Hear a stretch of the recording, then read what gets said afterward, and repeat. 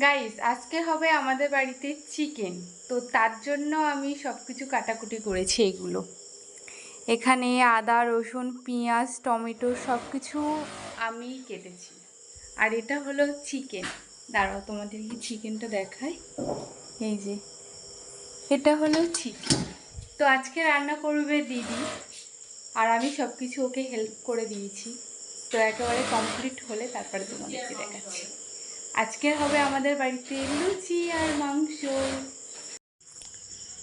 তো আমি এখন মাখাচ্ছি ময়দা, যেহেতু বললাম লুচি হবে, তো তার জন্য আমি এখন এখানে মাখছি ময়দা। তো আজকে আমি সব কিছুই করছি, দিদি শুধু করবে রান্নাটা। ওকে আমি সব কিছুই হেল্প করছি। আমাকে এক দুজন বলে আমি কোনো কাজ করি না, তো তার জন্য ভিডিও করে রাখছি তাদেরকে দেখাবো বলে।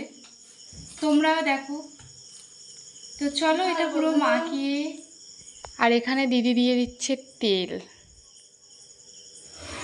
তেল দিয়ে মাখলে একটু নরম হয়, তার জন্য।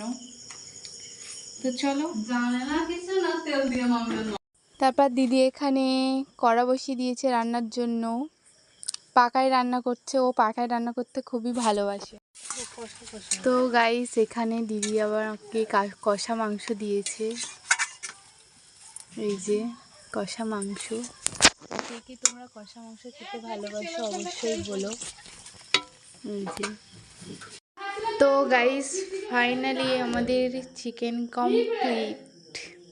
তো এই যে চিকেন কমপ্লিট, আর এখানে মা করছে লুচি। এই যে।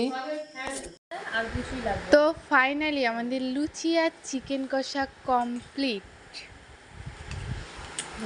তো চলো এখন শুধু খাবো।